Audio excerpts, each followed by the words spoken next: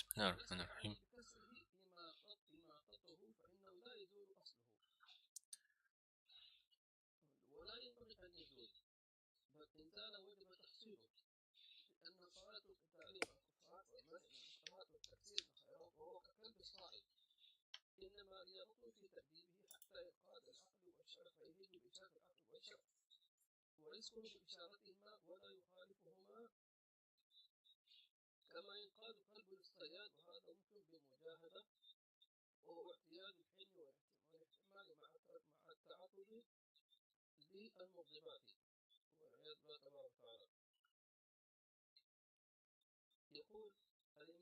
The Imam al-Ghazali says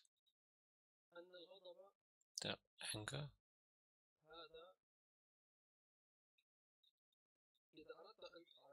if you want to cure it, then you have two things to do. The first thing is to break your anger with practice, to convert that anger, or to use that anger, direct that anger into use that benefits and not harms. Anger has to be there. It's there and it has to be there. You need anger in jihad in the fight, to defend the soul, to defend one's honor, defend one's wealth. Second thing is, you also need to defend your religion.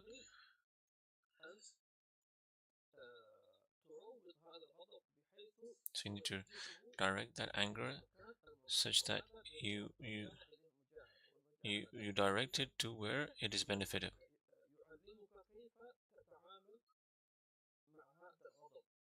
And so this practice teaches you how to use your anger. And the mashayikh, you say that when the murid would come and they would see that if this murid is somebody who gets angry a lot, and when he gets angry he hits and he beats and he curses and he slanders. So the sheikh trains him to control his anger. Then he tests him in his anger such that he faces situations and he says what's happening, he sees the results of that practice.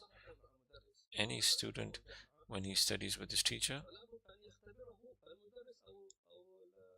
then the teacher must train him and test him. The test could be a paper theory exam, or it could be a practical exam. So the sheikhs train you they do practical examination you without you even noticing. They see what you do, how do you behave. I'll give you an example. You come to a student comes to the sheikh's gathering and he's ready to read the book, or he wants to sing nasheed, and he's known as a person who sings nasheed. Then he says, he sees that the sheikh is ignoring him, and he says to a person next to him who might not even have a good voice, he tells him, you do the nasheed, or you sing. And he says inside of himself, I'm better than him, I know how to sing. So he has this stirring inside of him, and he's being tested, so that he himself gets to know where he is. So if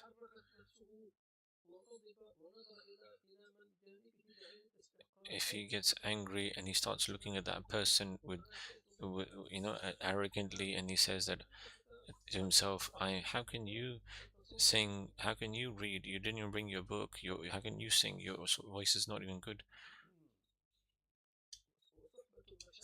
And the company of the mashayikh, it trains you to do that, so that your ego dies eventually.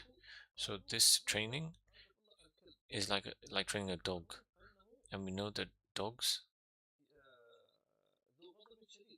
get angry a lot, and that is the quality of the dog. He's supposed to get angry. Dogs are carnivores, and they used to they use as guards. Would you use a goat for guard? No, you need an animal that is angry, that is strong, that can defend the things that you have. Except that this dog needs a limit and control, so that he doesn't just uh,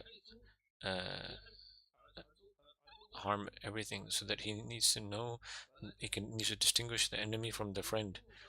So that his owner trains him uh, into knowing who is a friend, who is not, and then he lets him go. Similarly, the ego. You direct it like how they would direct the dog.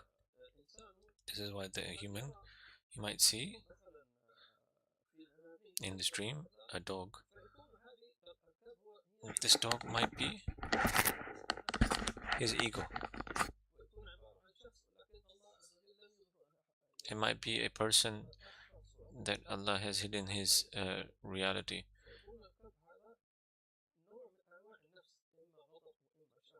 So he might be a type of ego. So to train the anger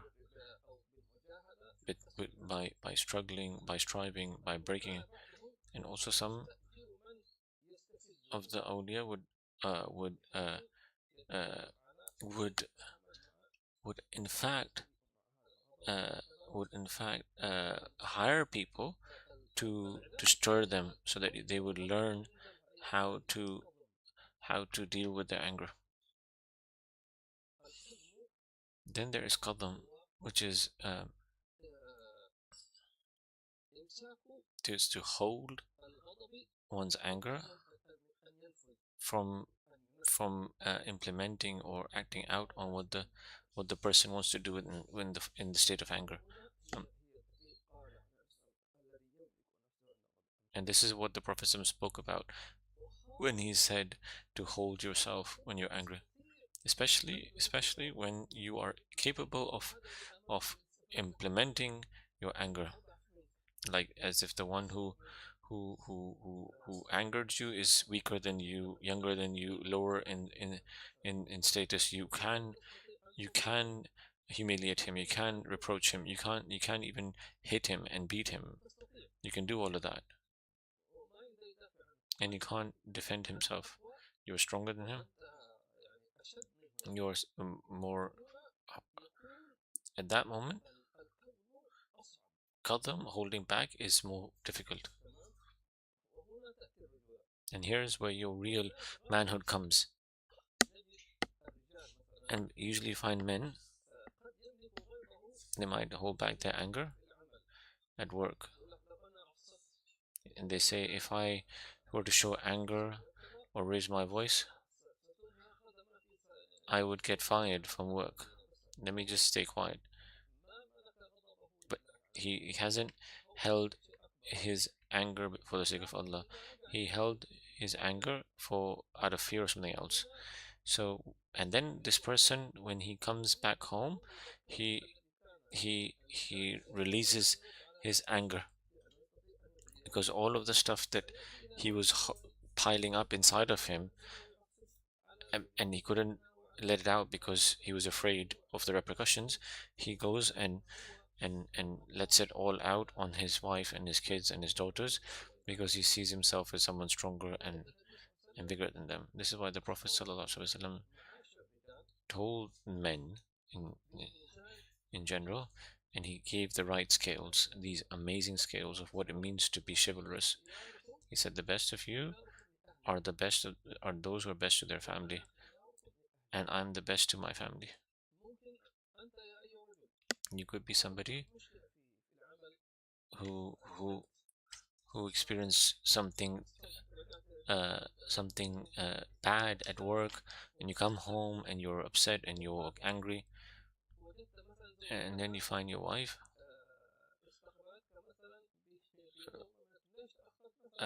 who greets you with an accusation saying, why didn't you come on time, or why didn't you buy the stuff I told you to buy, why are you so neglectful? So that moment, how do you deal? Do you just explode and start hurting your wife? Here is where the Prophet's words apply. I am the best to my family. Some of the Salaf, the righteous early Muslims, said his wife would hurt him. Saying one of the Sahabas, his wife was like she was very overpowering over him. She had a very strong personality. And she would always hurt him and threaten him. And he was somebody. He was very simple and very gentle and very loving. But it became too much. So he said, I'll go to Sayyidina Umar. He's the leader of the Muslims. To complain about my wife, to who raises a voice on her husband and threatens him. So he went to the wife. So he went to the house of Sayyidina Umar, and when he came close to when he came close to the house of Sayyidina Umar, he could hear Sayyidina Umar's wife raising her voice at him. And this is Sayyidina Umar, who, if he would get on the minbar would shake. He was the most courageous person in the matters of religion. The one who would always ask the Prophet for permission to chop off the necks of the hypocrites, and Shaitan flees from his shadow. So he's somebody who doesn't need. But in his house, in his own house, his wife was like that. So Sayyidina Abdurrahman bin Auf, or this Sahaba, he's heard his wife yelling at him, and he was not responding back to him. Where is Umar's voice? He wasn't responding to her. So he felt ashamed, and he turned back, and he said, if this is the leader of the believers, the Khalifa, the Prophet ﷺ, and he's from the greatest of Sahabas, and he's a leader, and this is how he is in his house, and he learned a lesson. Also, Habib mentioned a couple of years ago, there was a group wedding in Hadramaut, and Habib Umar, may Allah make us benefit from him, he told Habib Hussein to come and give a speech. He asked Habib Hussein to give a nasiha to the men who were going to get married. And Habib said, I counsel you, I advise you not to raise your voice. If you're in your house, don't raise your voice, let alone raise your hand. This is not manhood, this is not chivalry, this is not strength. If you have been told not to raise your voice, then forget about raising your hand or to threaten it. And for me, Habib saying that I don't consider a man if he hits his wife. If you hit your wife, you're not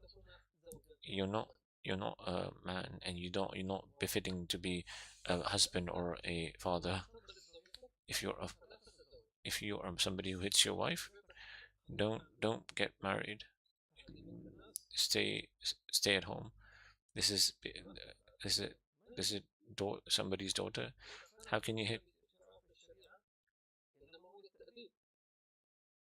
As for the hitting that was prescribed in Sharia, it was like how Habib tapped his finger on his hand. it was just like it was not as. What about the other things like slapping and pulling their hairs? It's all prohibited. A lot of people have defamed Islam. The hypocrites and the kuffar and the disbelievers think that this is Islam, and this is not Islam at all. You have defaced Islam by your bad character. The Prophet ﷺ said that I was sent to perfect perfect good character. If a person cannot control himself, then don't get married. Why are you taking someone's daughter and then you disgrace her and you make her be afraid and you threaten her? This is not how it is. So Habib's counsel, advice for to all the men who are listening, like just as how the Prophet said, be good to your wives. The Prophet counseled us men to be good to women in general, whether they are one's mother or wife or daughter or sister or auntie or grandmother or women in general. Be good to women folk. That Habib is giving us advice and us to give advice to others. The Prophet ﷺ told us men to be good to women, whether they're your mother or your spouse or your sister. And then you advise others, like when you advise your son when he wants to get married, you tell him that this is a daughter of people. You're supposed to be good to her. You're supposed to do. And so this is what Ustausu means. That means that this advice goes down generations, one after the other. So Kallam, which is holding back one's anger, is a very strong quality, and nobody can have that except he's chivalrous and he's a real man. This is why the Prophet, this is why Allah Subhanahu wa Taala has praised them by saying, وَالْكَاظِمِينَ الْغَيْظَ, those who hold back their rage. And those who forgive people, pardon people. And Allah loves those who show excellence in their manners.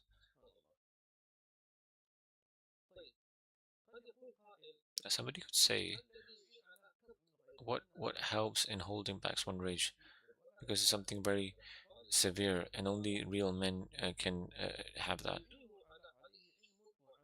He said, the Imam Ghazali said, what helps you to get that is to have knowledge, for you to know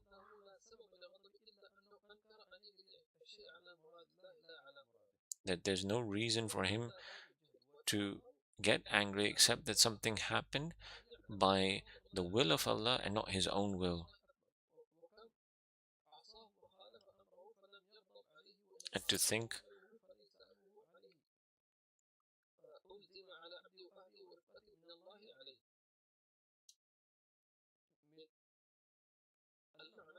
the meaning here is, if you get really angry, you need to think that this anger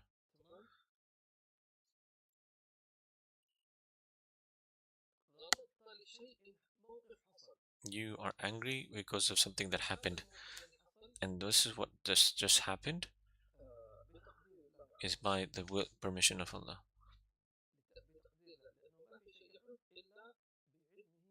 Because nothing happens except by the will of Allah, or the knowledge of Allah.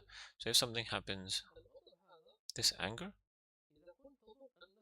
if you think that this anger you will change the decree of Allah, then you are wrong to think that. To you, in that situation, you hold back your anger.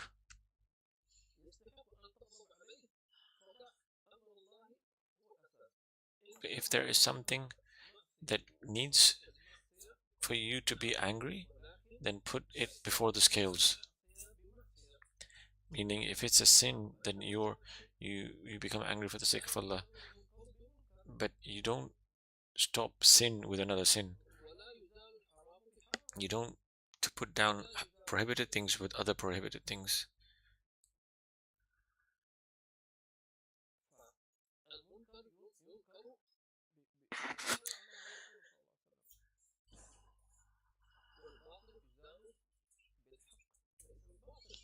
So falsehood is removed through truth, not other falsehoods. And bad deeds are wiped out by good deeds, not by other bad deeds. Return wrong with the good. So for instance, if a person who slandered you, you definitely will get angry. He slandered you for something that embarrasses you in front of people. He calls you a fool, or he calls you somebody who doesn't understand anything, or you're this or you're that in front of people. There's no doubt that there's something very so if you get angry and you respond, and he responds by saying you are more ignorant, you are a donkey, or this and that, so you become just like him. He cursed you and you curse him back.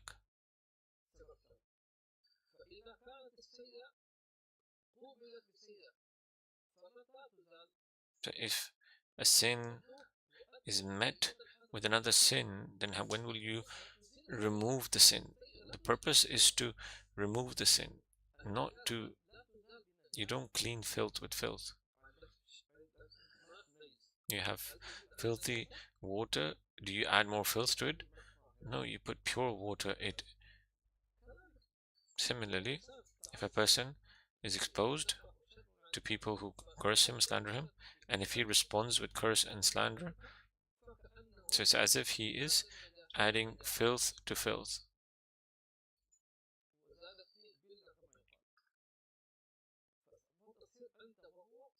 So you two end up being the same. So a person may say, what is the solution? He's come to embarrass me and disgrace me. You think it's that, but and it's not. You're not expected to not defend yourself. And to some people might think, are you telling me to just be quiet? That I be embarrassed or disgraced in front of people? We're not telling you to be quiet. We're telling you to hold your anger first, and then you deal with this in this situation in a manner that is prescribed by Sharia.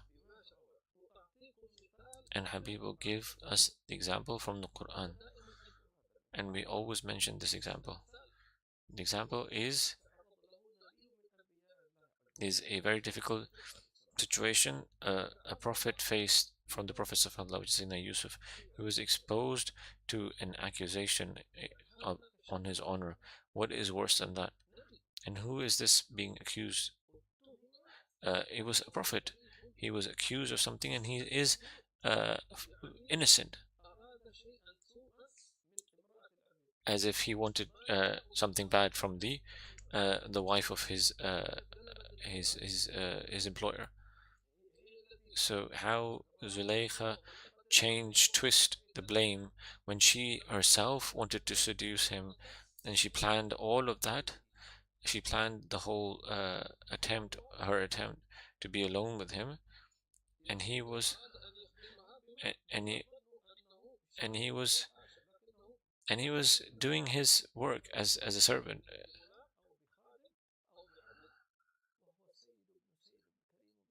Which is another problem. How can you use a prophet as a slave, as a servant who's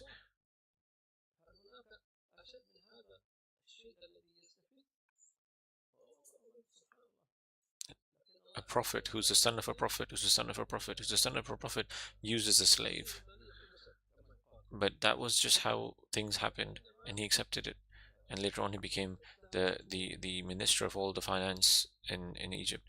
So when his employers or uh, wife accused him of all of that, she accused him of what she was trying to do.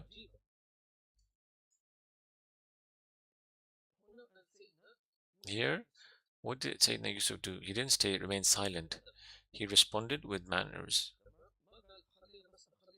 He didn't say, let me just be quiet so that I don't get angry.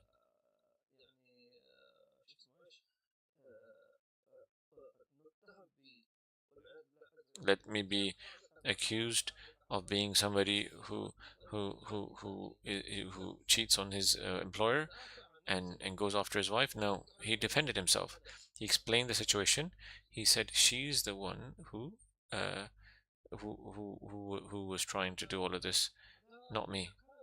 He didn't say no, she's a liar. She is she's a vile woman. She's a foul woman.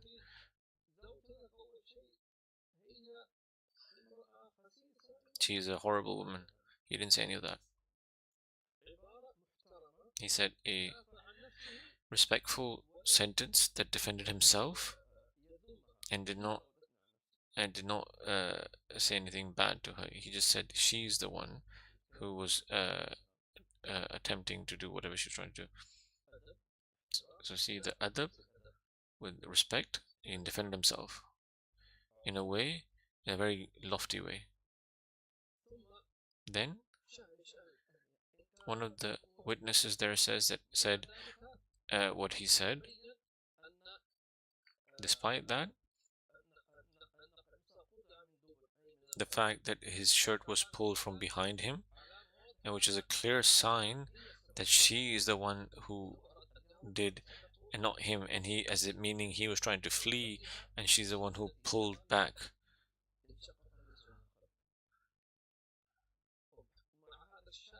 Despite this witness, he was innocent. Despite this proof of his innocence, he was still imprisoned. And when he's exposed to another situation,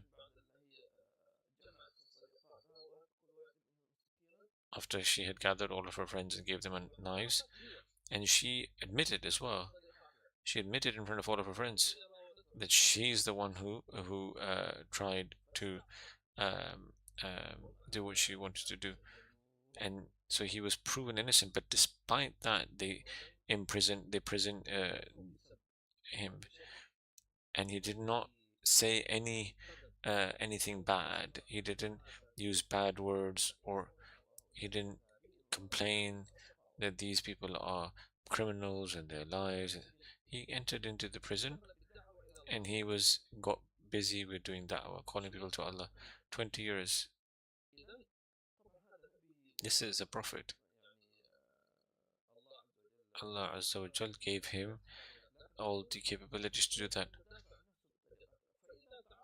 So if a person is exposed to is put in a situation like that, we're not telling you to stay quiet or remain silent so that you be accused and oh, you need to defend yourself with manners, with tact and good manners, prophetic manners, and then you'll be all right. He says, this is what you're supposed to know in order to hold back your anger. Then he says, you need to know or think about the fact that how many times you've angered your Lord and he has not exercised the rage or the punishment.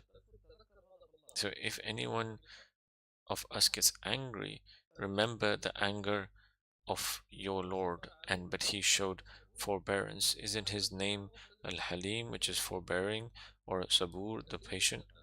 How you were exposed to Allah's wrath and anger, and he is fully capable, the most capable of exposing you and punishing you.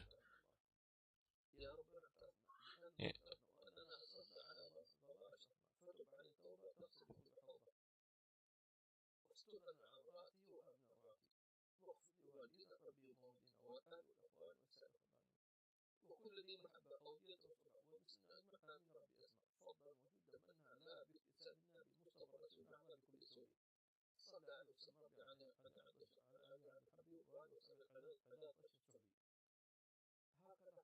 This is how the awliya were.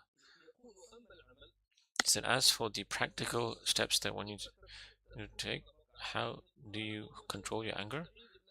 The first thing is you seek refuge in Allah from the devil.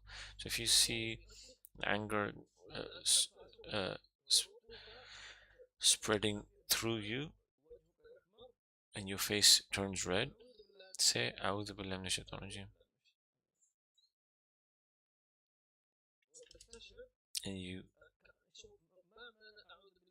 And you remember what does it mean to say A'udhu Billahi Minash Shaitanir Rajeem. It's as if you're saying, Oh Allah, Shaitan has come and he's standing on my head and making me angry, and I'm seeking your help so that he is pushed away from me.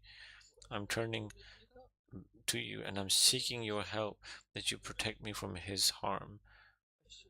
So Shaitan flees if a person brings to his mind and his conscious that he is seeking help from Allah. It's not just words that you say. It's the meanings that threaten the devil. It's as if it's telling the devil, do you not see? I'm going to call my Lord if you try again. As if you're saying, I'm going to call the police. There's no doubt he'll get scared if somebody says, I'm going to call the police. Similarly, if Shaitan comes to you and you feel anger rising, say, A'udhu Billahi Minash Shaitanir Rajeem, as if you're saying to Shaitan, I'm calling out to Allah that he saves me from you. And here Shaitan gets afraid and he turns away, and then your anger lessens.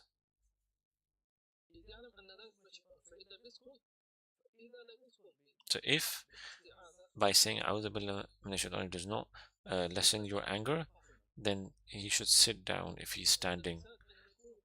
Because if a person is standing, he is like ready to implement what his anger is telling him to do, whether it's to hit or to break or to even kill. So better sit down. Because Shaitan,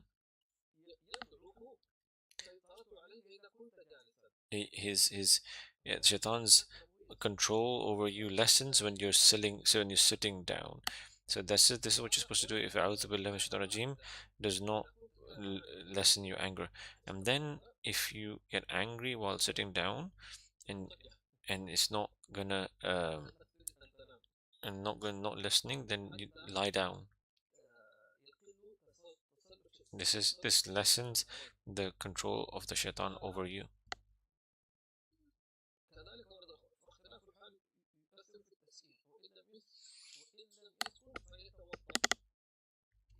And if even that doesn't help, then leave the place where you are at and make wudu. And wudu, we know that anger is from fire, Shaitan is from fire, and we know that water extinguishes fire, and let alone the water of wudu. This it completely extinguishes the anger. So make wudu, wudu for prayer. Why? Because wudu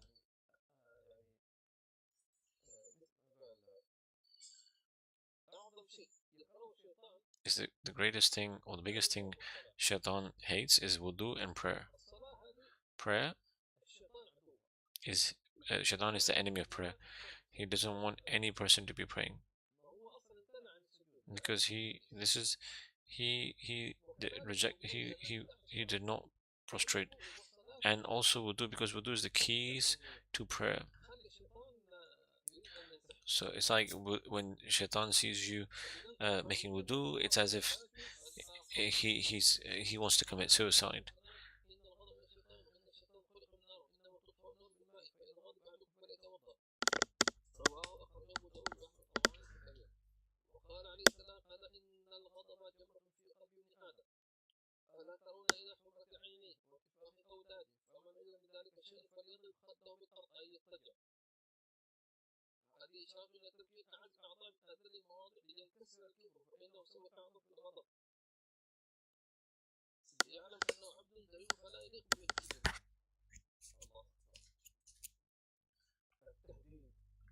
To threaten and to be of power and dominion and control, to make people be afraid. and to show your aura. Come here. Who are you? Who are you trying to scare? You are a slave of Allah Azza wa Jal. This is the shaitan, that he wants you to be angry and to be threatening. The Prophet ﷺ said that a person, when he shows patience and forbearance, he reaches the levels of those who are fasting and standing up at night and praying. So who amongst us is one standing in the night and praying and fasting in the day? Qaim Simon, somebody who's standing up every single night and is fasting most of the days.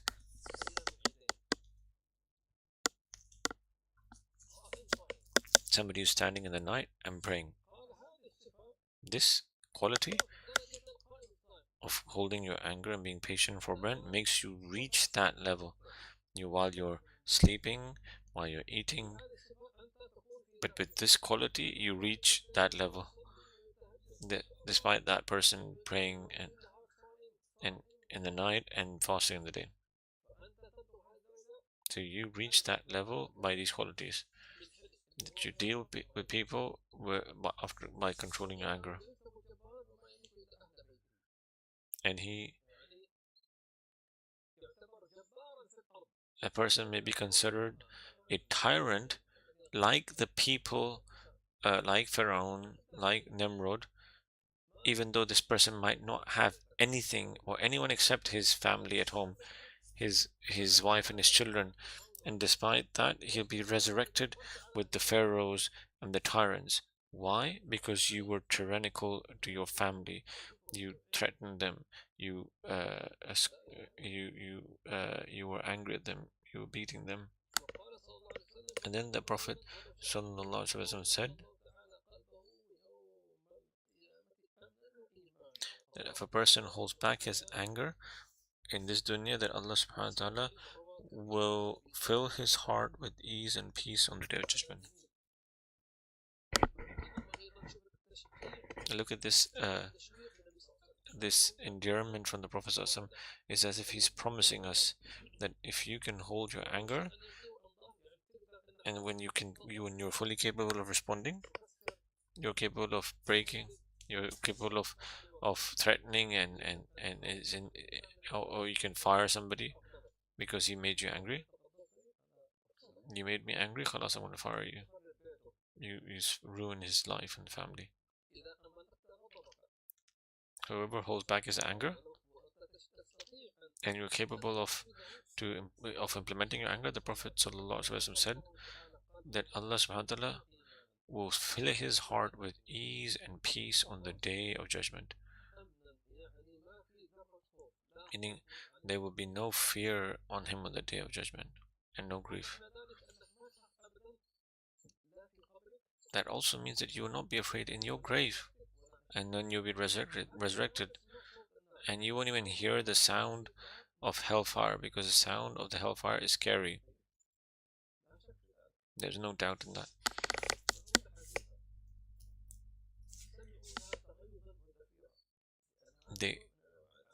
One of the types of punishment of the hellfire is to hear the sounds of it.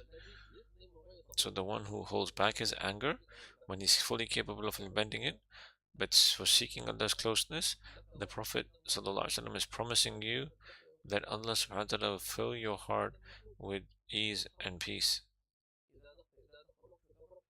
If they make you enter paradise, your grave, you would not be afraid. And when you would be resurrected, you would not be afraid. Even the scales would be put forward, you would not be afraid. When you would be crossing the Sirat, you would not be afraid. So, because Allah subhanahu wa ta'ala has filled your heart with aman, which is safety, and faith, which is iman.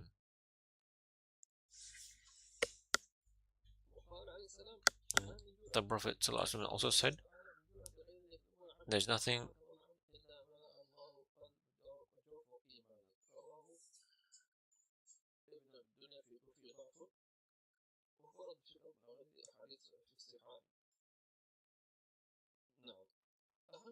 the most important thing here is to never get angry at your father and mother, or on your teacher. Like to think, why does my, my father deal with me, and to hold back just because you're your father? To be angry at your parents is a big tragedy. And what is worse,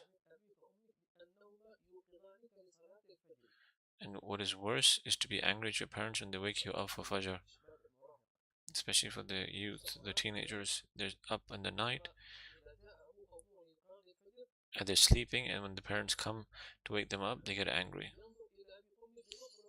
They look at their parents with hate and anger.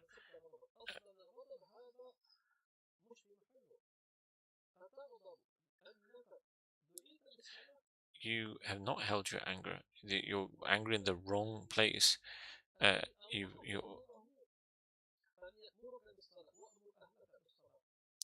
getting angry at your father because he's waking you up for Fajr.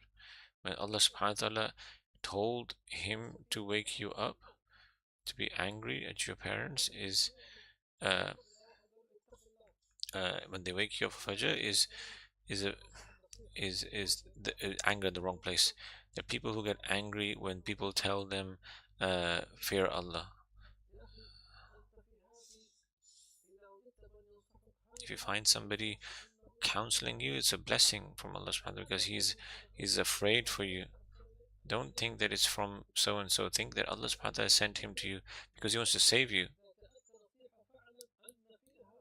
If advice comes to you, then know that there's good in it. And also means that there is love for you. Because also the one who doesn't love you will not give you any advice. He says, who cares? Let him get. He'll smile at your face, and he waits for you to fall into your destruction.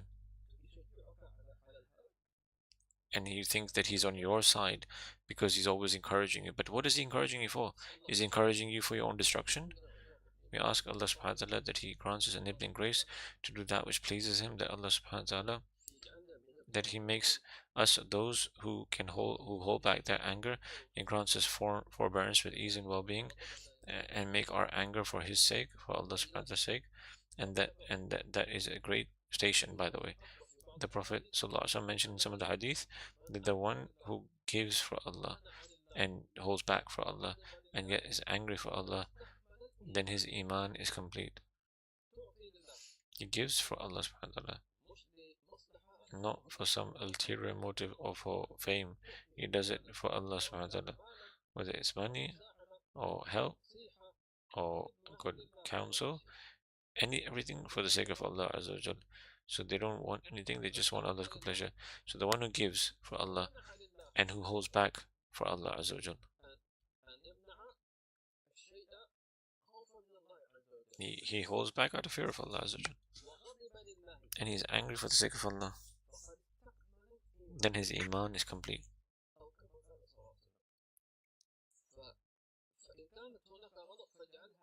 So if there is anger, then you be angry for the sake of Allah Azza wa Jal. You get angry for Allah if you see sins, if you see you say, oh Allah, this is sin, remove it. You're angry. You feel angry when you see women wearing like promiscuous clothing, and you make dua, oh Allah, guide this woman. You can't counsel and give advice in this day and age, like, because this day and age people will accuse you. What you don't want for your family, you don't want for for others as well. You make dua in your heart, oh Allah, this woman, guide her, make her love hijab, be somebody who's protective of religion, of this what is sacred to Allah Azza wa Jal. Anger does not mean you raise your voice and you hit, we ask Allah Azza wa Jal, he gives us success to do that which pleases Him.